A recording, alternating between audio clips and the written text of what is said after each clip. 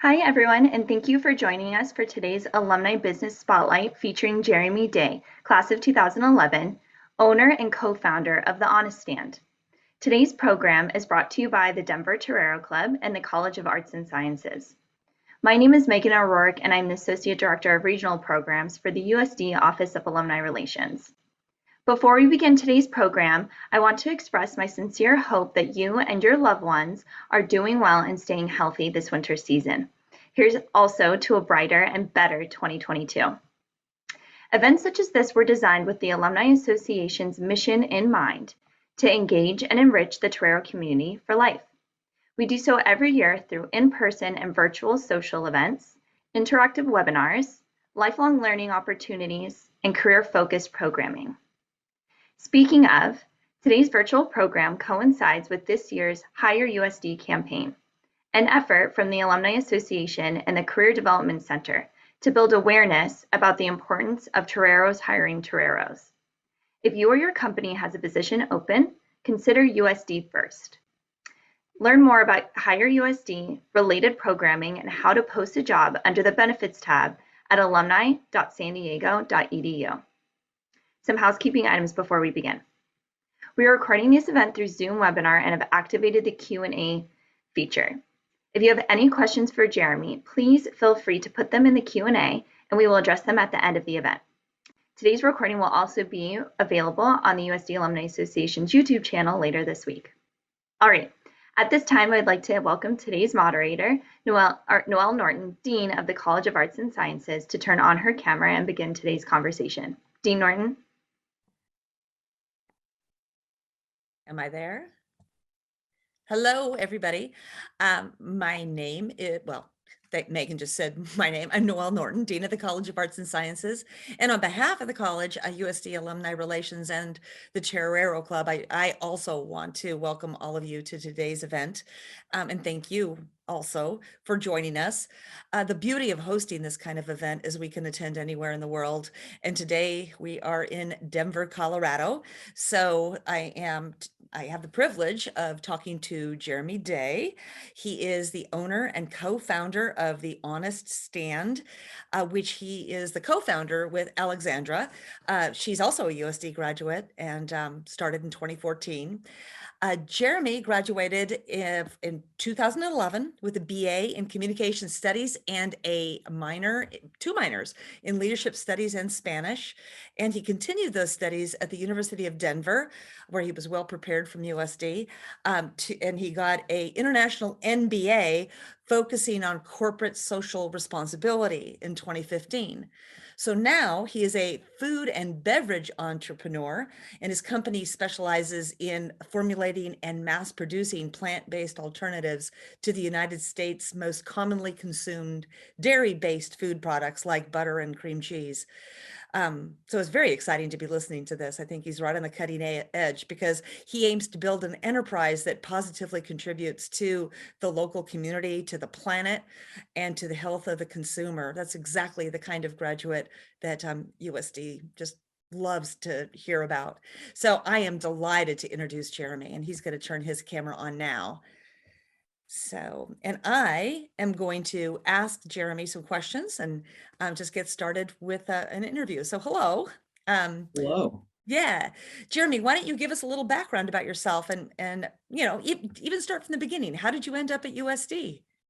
Yeah, of course. Before I jump into that, I just appreciate you all having me on and everyone that is joining. You know, I see some names in attendance that I actually believe had classes with, and then that were mentors to me throughout the time at USD. So you know, I appreciate you all following and being part of this. But Noelle, to your question, how the heck did I get to USD? Yeah. what was the path there? Prior to USD, tell you a little bit about my upbringing. I'm one of family of five, big family, and my family and community has always been something that is very important to me.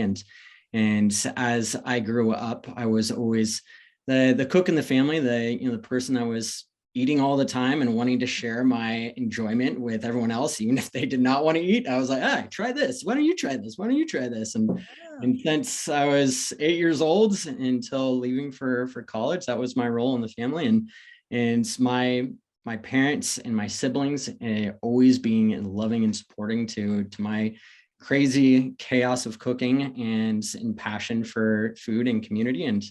And so as I came to the end of stint of being a homestead and needing to figure out what was my next step in life, I hadn't decided yet at 18 what it was that I wanted to study and what it was that where I was going to go to find, my next path of education and community. And so I had grown up in Northern California and had grown up surfing. And in Northern California, surfing is pretty dang cold. You wear a 5mm wetsuit and hood and gloves all every time, and it's about the only part of your body that's showing.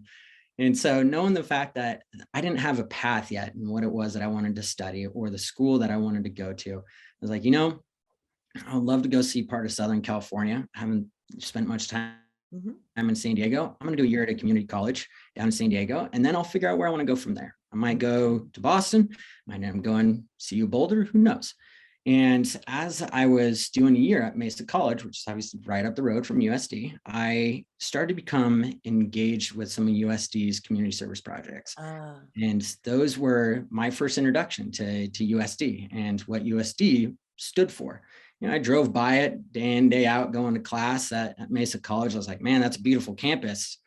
I hear it's really expensive there, but I know nothing about it. And then saw the opportunity to start doing some community service with, I believe it was one of the CASA structured service programs. And I then was on USD's campus learning about more of what the philosophy of the school was. And there was so much rooted history and obviously philosophy in each of its teachings around that community and service, and then the worldly education in which that USD provides. And as then I was understanding what it was that I wanted to study, I knew that USD had a strong communication program, and that was where I was drawn in. And so between the communication studies and heavy emphasis and service and community to that organization, just even if there are different pillars in religion or in economic class, there was a fascia that brought everyone together that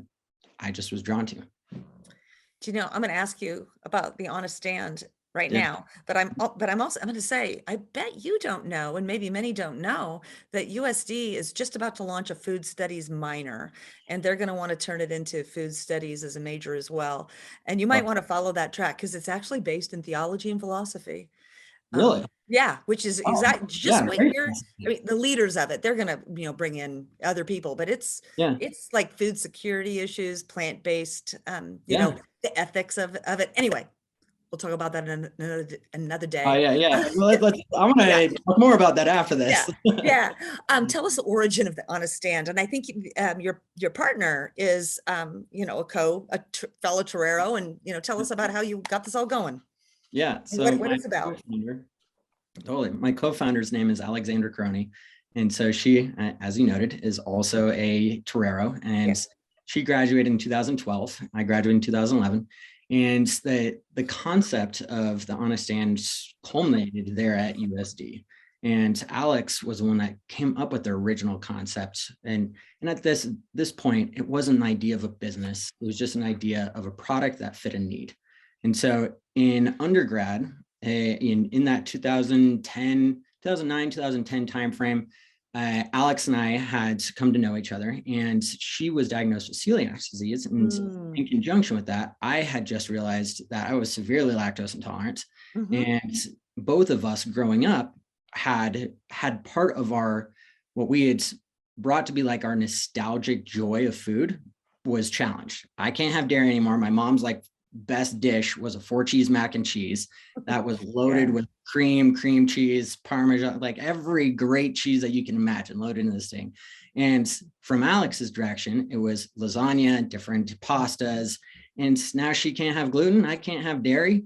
And both of us around the same time as friends, we were realizing this. And Alex had started making a dairy-free cheese sauce that we had just started cooking with and sharing with friends at USD. And that continued to grow throughout the years past our graduation, of us taking that recipe and using it to make mac and cheese, making lasagna, and trying to evolve that recipe to fit other dairy needs and making it into a nacho cheese or making an Alfredo sauce or a blue cheese dressing, and continuing to expand what the architecture of that formula was. And so fast forward, going into 2014, we were both at University of Denver and studying here. And as you mentioned, I was getting my MBA there, and she was doing her master's in social work. And we had continued throughout the years to share this product with people and expanded the flavor profiles of just how we used it at home. And we started to have friends that were saying, hey, have you ever thought about selling this at the store down the street? Or, how can we get this to more people? And having these constant questions coming back, we were like, there's a farmer's market that is really popular down the street from University of Denver. Why don't we try to sell there? And we'll consider it our extracurricular activity. And so summer of 2014, we started a little farmer's market stand. And the purpose for us was just, we wanted to share good food that brought us joy with more people than just our friends and family. And so started the little farmer's market. And this farmer's market had somewhere around 5,000 people that would come through there on a Sunday basis. And we had no idea what we were really getting into. We just wanted to share food with people. And at that juncture, we would find a little commissary kitchen. We'd make around 100 jars of this product and take it to the farmer's market on a Sunday. And we would sell out every Sunday. And as we continued to try to make more, we just continue to sell out. And as the word of the product continued to spread throughout that local community, we started to have local grocery stores reach out to us and say, hey, tried your product at the farmer's market, or so-and-so came in asking if they can buy it because they ran out, and you only sell on Sundays. So can we bring some in? And so we started with one store, moved up to 10 stores. And then at the point where we were graduating from DU and the University of Denver, we had been in a few stores, but it was totally a hobby at that point. And we had a few regional chains reach out to us and say, do you have the capability to actually produce this for like 100 stores? And I'm like, oh my goodness, 100 stores? No. But, it makes people happy. And so it's got this great traction. This is fulfilling what both of us believe in terms of social and environmental entrepreneurialism and just making people happy. And so let's figure out how can we do this? And from there, the growth stage continued to just peak one after another of taking commissary kitchen from 10 stores, making product at a commissary kitchen, to making it for 500 stores, to realizing we need our own manufacturing facility. And now we service, from private label standpoint, as you talked about, is our primary focus. So we service retailers from coast to coast, made the top 5 major retailers, and providing them with plant-based indulgent alternatives to dairy products. Well, that's pretty amazing, actually. That's quite a story. And I want to apologize. My notes said that Alexandra was started in the class of 2014, but she graduated in 2012. So I apologize for that. Now you've got me up to the present. What's your vision? What do you think is going to happen next with the Honest Stand? Yeah. So our purpose has been the same thing from the beginning at the farmer's market to it is now. Now, the way we execute on that has evolved over time, especially throughout the pandemic. And I know we'll talk a little bit about growth and story and all that later. But for us, our purpose is just to be able to create indulgent plant-based foods that are created.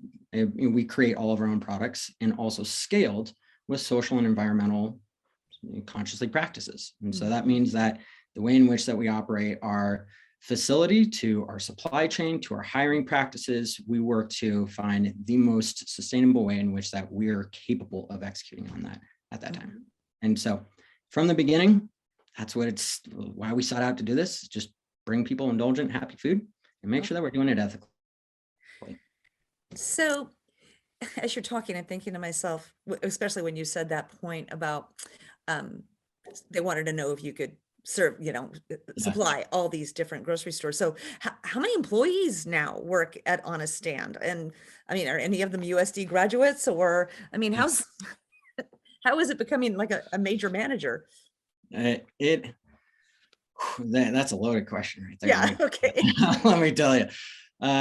So we currently are just shy of 30 individuals. And with that, There are no other USD grads other than myself and Alex. Okay. Always open, of course, to bringing more Toreros in. Yeah.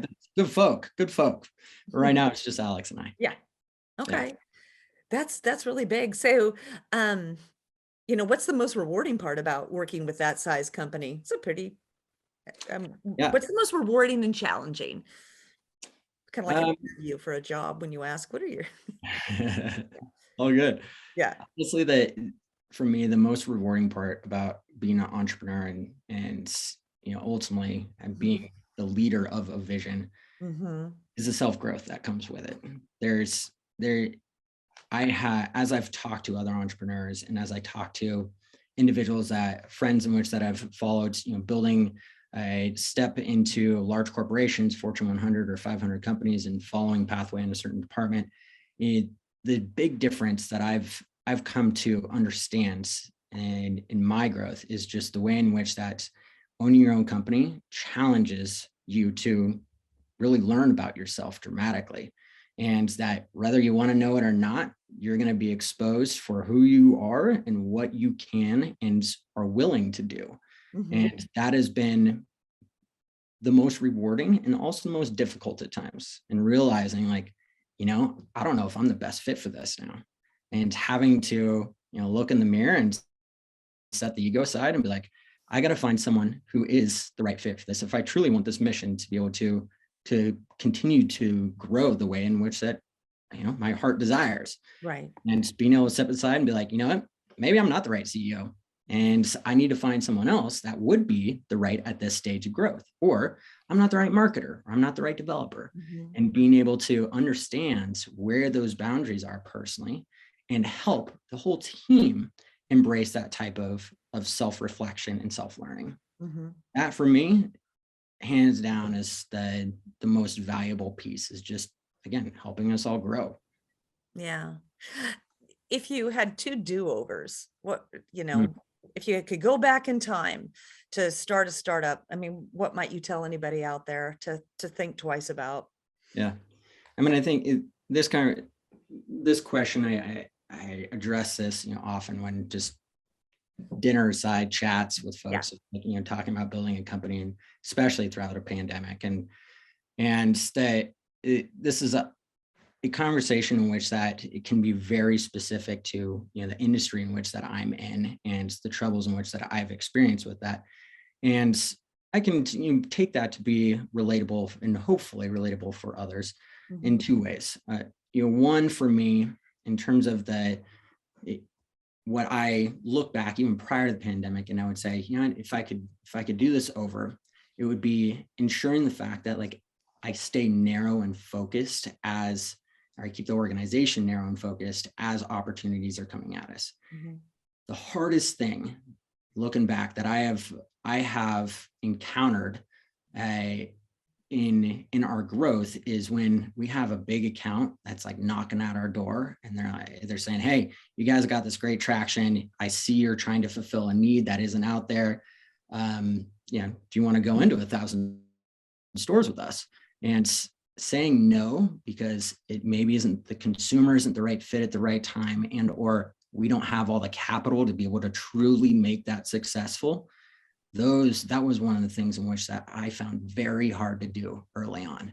And we were one of the first movers in the plant-based movement. When we started this, plant-based wasn't even a term. It was just vegan. We all call it vegan foods, and that was it. And plant-based evolved in the last 3 years. And so retailers that were coming to us that were very conventional retailers, and a buyer or an executive at that chain that was saying, hey, I see your vision, let's partner up, and not having the one recognizing that it's the right time with a growing movement, and or not having enough capital in order to ensure it happens. And so again, the do-over in which that I think this is applicable to anyone in which that is looking to start a company in any industry or any segment of an industry is make sure you're staying focused and you're very tailored to what it is that you're trying to accomplish at the early stage, and ensuring you have a strong buffer of capital to be able to get there as well. And those are 2 things that was a learning curve as a first entrepreneur and a young entrepreneur. Started the company when I was 25 and learned a lot, as I said. So along the same vein, I need to ask you, what are the two things that you nailed? I mean, Yeah. yeah, things that just were done. You felt like everybody should do these because you did them right. I take, there's two things in which that, Alex and I talk about as, what we're very proud of that we have done over the years, and which is building an organization that is focused on taking ownership.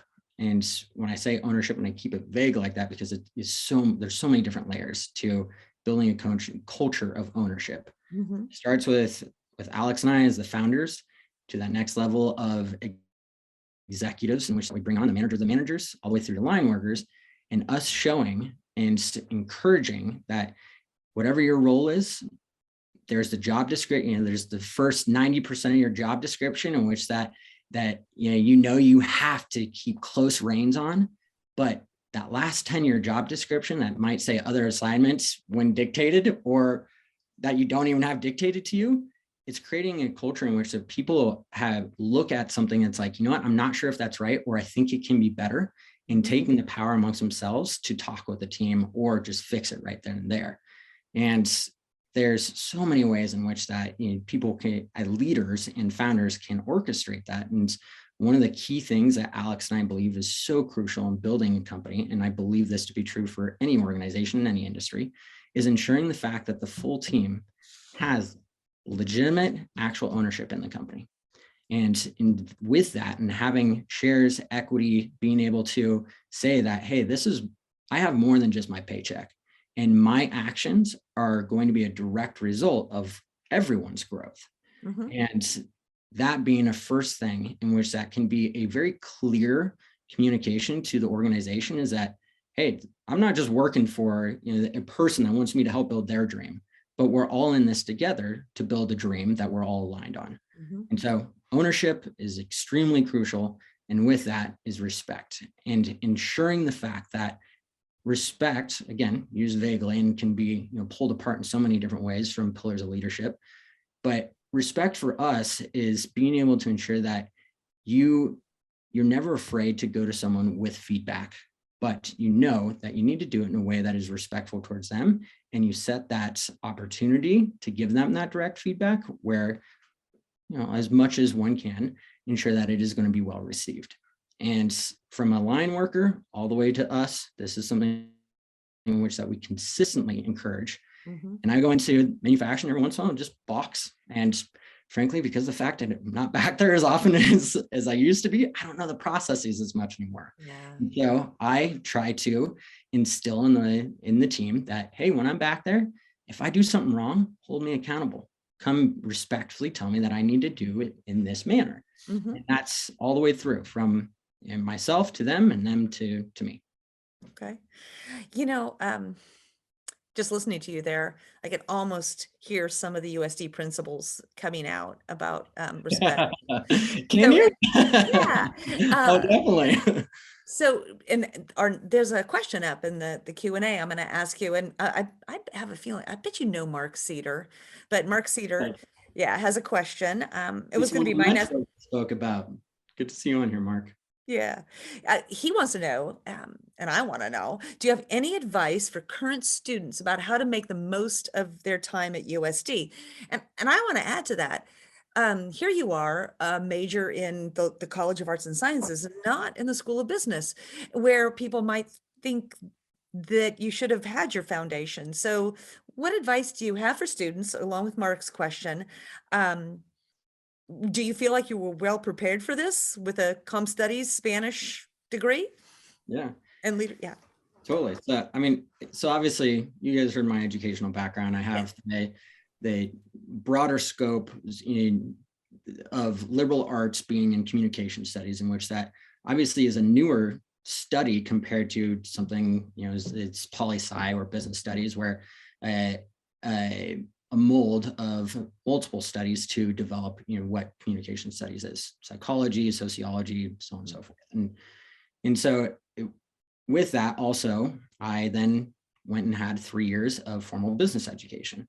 Mm-hmm. And for me, I believe that's that foundation of something a little bit more broad, in which that many, if you're doing a job interview, would define as soft skills.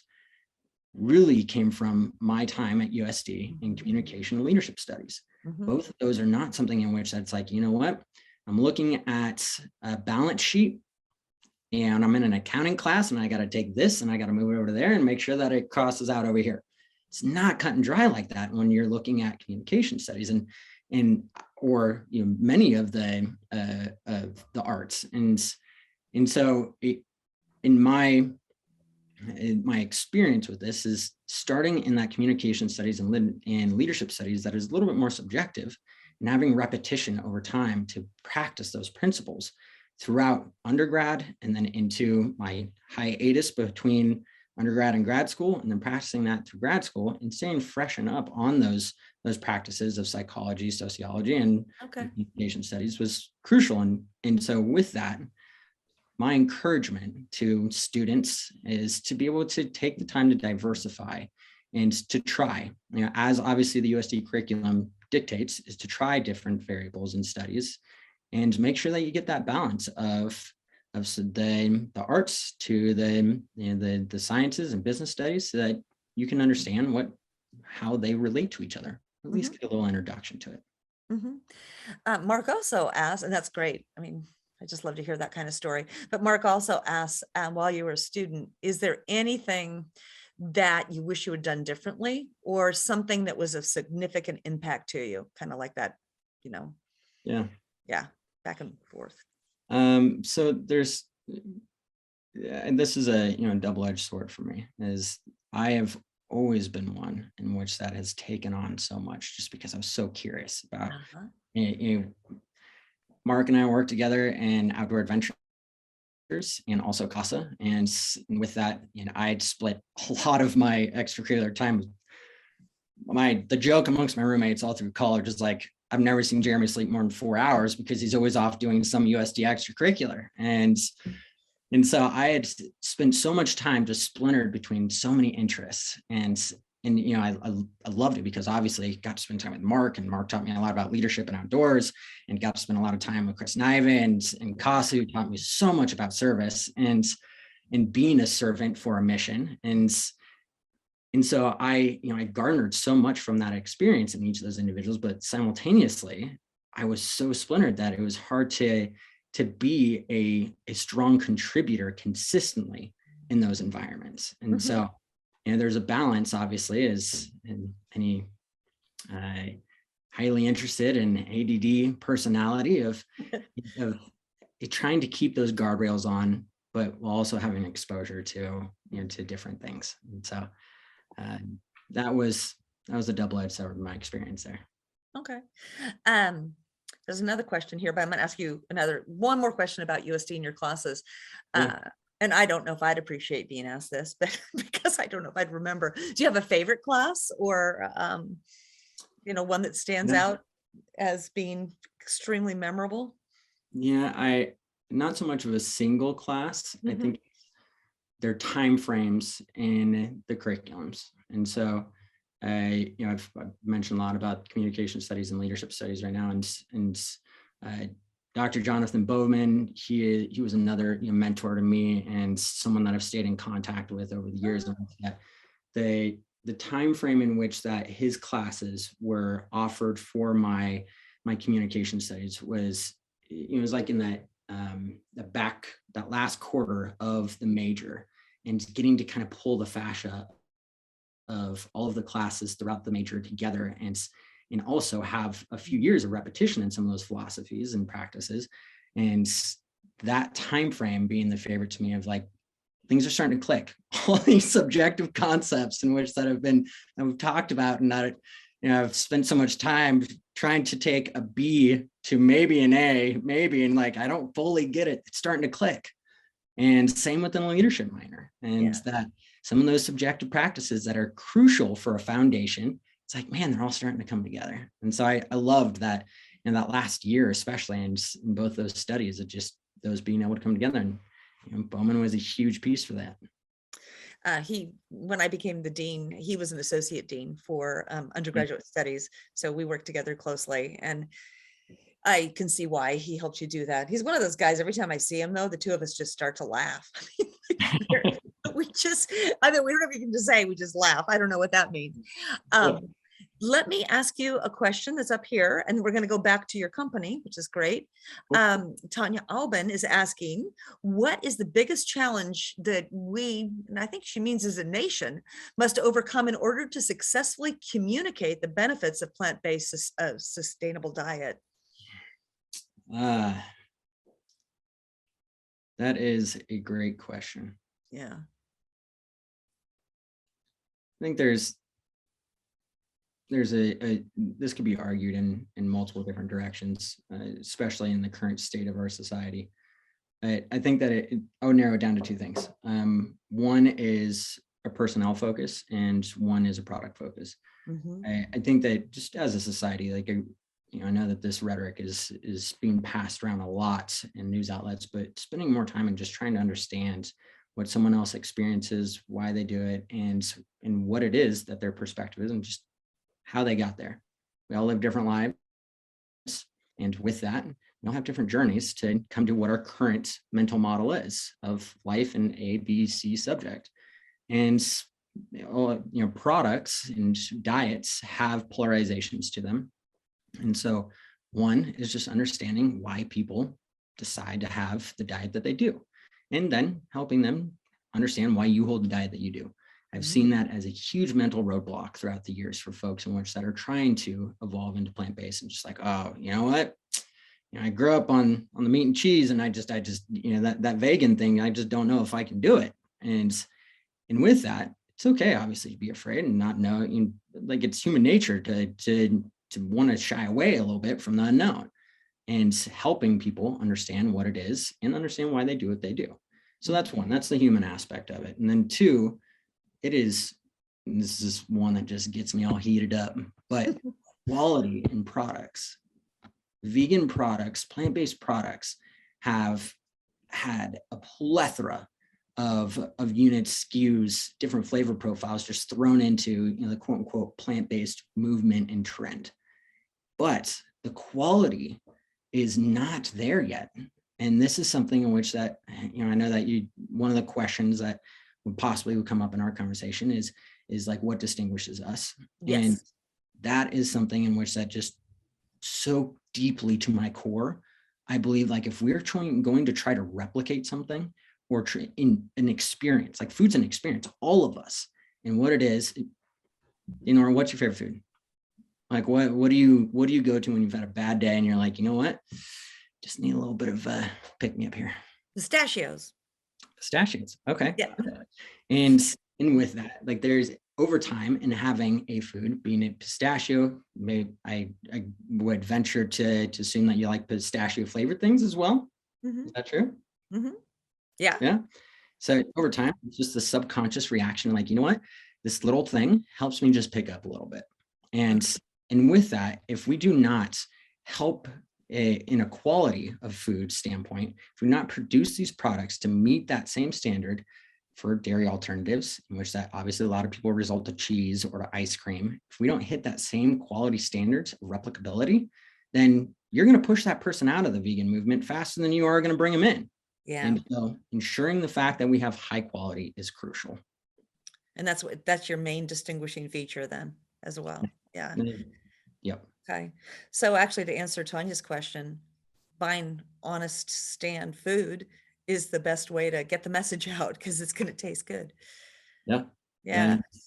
Honestly, in the same is making sure that if you're buying private label from a retailer, the white label at Kroger or Whole Foods, that you're supporting the ones in which that you believe they have good principles from the organization, and in conjunction with that, you feel like it's a good product that they're putting on the shelf. And if it is, share it with the friends, get it out there.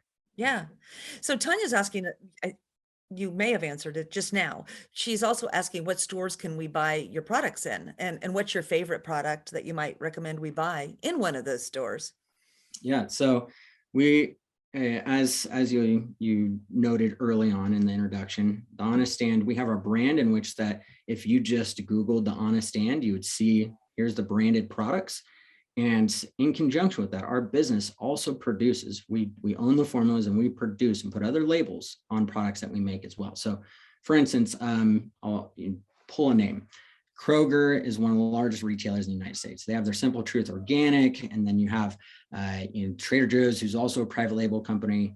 Like those products are very often not manufactured by that retailer. It's folks like us that manufacture those for them. Okay. With that, you can get the Honest Stance brand at Whole Foods here in the Rocky Mountain region. You can get it at Stop and Shop on the East Coast. You can get it at Erewhon out on the West Coast. And the Honest Stand brand is not our primary focus. The Honest Stand brand is representation of our capabilities and our mission, in which that's more of the consumer facing. And so the people that are actually going to the grocery store and picking up products. And with that, it is our pillar to be able to show the larger part of the food and beverage industry, which is the retailers, the grocery stores, of what it is that we do and what it is that we believe in and how that food is to be manufactured. And so we have products that are in Ahold Delhaize and Kroger and Trader Joe's and across the board, in which that are not just like the dips you see in the Honest Stand brand, but to the products in which that you mentioned earlier, going from butters to cream cheeses to more unique and niche products of doing like a Texas Roadhouse butter, and which that we tailor to that retailer. So you're looking for the Honest Stand branded products, you got where to get it. If you want to talk about other products, you got my name. Okay. This is a little random. I don't know if you know, but USD invites the Culinary Institute of America to come in during intercession. I didn't know this until this week, to come in, and they train the USD chefs to teach different kinds of cuisines over a period of 5 days. And I was invited to go. They did the Mexico day, and I went then, and I got the cookbook for what these chefs were training. They were training all our chefs, and I didn't realize we had that many chefs, but I mean, it's a lot. And I'm really happy they're getting training too. It's exciting. Food was great, but when I looked through the Culinary Institute's set of menus, they had 2 days, today and yesterday, only on plant-based food. So yeah, I believe it. Yeah, it was really interesting. So there's things going on in that direction at USD. So I'm glad to hear. Yeah, and I guess the hope is that the chefs then learn this, and then we'll start serving it to our students more frequently as well. So like I said, sometimes it's just what people need. And then they often it's like, oh man, there's some good stuff here. Yeah. So I think we're down to 4 minutes left. So unless you have anything, well, I'm going to ask you one last question, but I did want to ask, it sounds like the pandemic didn't affect you. It sounds like you were thriving, and moving forward steadily, or did it affect the way you conducted business? How'd that go? How's it going? Yeah. So pandemic was actually, it had a heavy effect on us, and especially through 2021. Okay. And so the organization as a whole, we were growing, from inception to 2014 all the way through to 2000 and early 2020, we were growing at almost 200% year over year. Okay. Some points, up to 500, and just the rapid growth curve. Obviously, it was a pinnacle point of plant-based movement and just taking on traction. And philosophy, it was just like, we're mean and lean, and we are not going to my point about bringing on more capital. That lesson was learned through the pandemic. Okay. We were through this mentality of mean and lean, and we had grown through, up until 2020 from a sampling program, in which that obviously sampling went away pretty quickly, and being able to hand out your products to people. And we always had this motto of, you got to taste it to believe it. And that, people would constantly go out and talk about the Honest Stand and be like, man, it's so great. This stuff's amazing. You got to try it. And people are like, man, what you want? You're like, fake cheese? I don't want to go eat that. No. And so our motto is taste it to believe it. And that was our drive to get products out to people. And so through 2020, that obviously went away. And the marketing efforts and consumer acquisition efforts that were accessible to folks were just at a much, much higher price point. Mm-hmm. and to have the same effect in which that we had. And so this is going to my point about self-growth as well. This was a huge lesson learned for the organization and myself of being able to understand why you do what you do, and how can you still provide people with that mission, in a different mentality. We have phenomenal manufacturing. We are in terms of auditing bodies that look at food safety, we're top 1% because of the culture around ownership and food safety and quality in that we have. And so we took a pivot away from the high brand growth that was growing at, like I said, 200 to 500% to, well, all right, there's a lot of focus on being able to make food accessible, which we truly believe in. Now, to do that, let's partner with the retailers. We bring price points down. We hold the principles of what we feel that plant-based foods need to hold.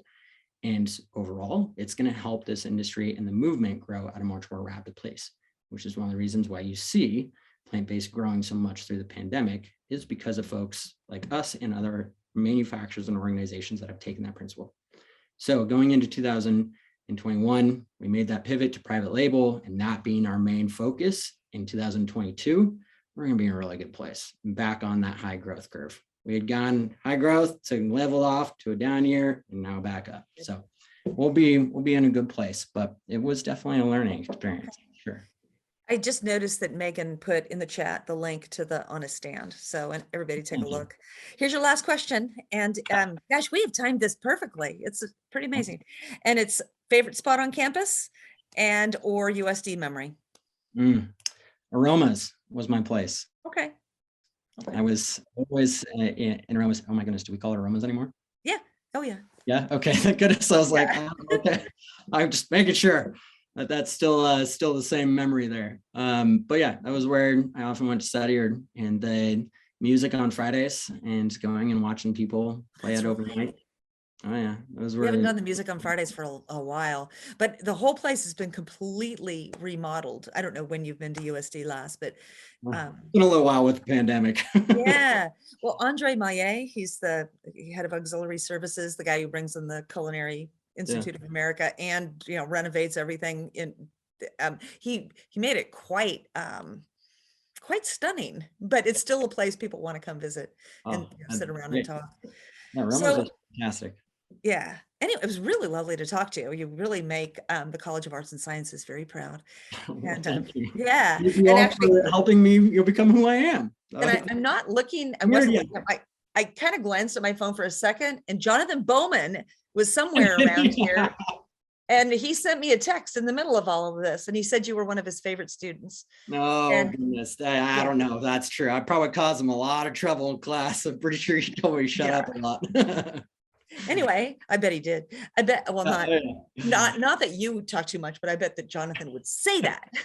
Like, you see, I like to talk. So, and it's communication class. I mean, what are we doing? What are we doing here? Anyway, Megan, I don't know if you have any last words, or do we all just say goodbye? Oh, you're on mute, Megan. Megan. We're on the call, but thank you, Noelle. Thank you, Jeremy. Okay, thank you. Lovely to meet you. Next time we go to Denver. Come on out. Let me know. You can see try some places. Okay. Bye-bye. Alrighty. Well, once again, thank you so much, Jeremy, for joining today's call and for chatting about yourself and the On a Stand. It was so interesting and so inspirational, I think, for students and people who are looking to start their own businesses, especially in the plant-based community. So there's a lot to learn, and I'm excited to get this on our YouTube channel for people to see it if they missed the opportunity today. But the last thing I will share is a couple of upcoming opportunities that we have through the Alumni Association and with our partners across campus. So you don't see them here, but I'll go through them really quickly. We have a couple events coming up as it relates to the Hire USD campaign that I mentioned earlier. So that includes some industry networking nights, hiring, and the job search in 2022. And then we also have some affinity-based events coming up as well, such as the Men's Lacrosse Alumni Happy Hour. We've got some other alumni spotlights for our Latino Alumni Network community and our Native Alumni Network community. So a lot of other things to participate in as well. But the main thing I wanted to plug is I will be heading to Denver in February for an axe throwing event for the Denver community. So for those who are in Denver and would like to participate, we will send the link for you to register in the follow-up email. So that's kind of what we've got going on. There's some more information online that you'll be able to find at alumni.sandiego.edu. But once again, thank you, Jeremy. Thank you, Noelle. And thank you for everyone who logged in for today's event. We really appreciate it.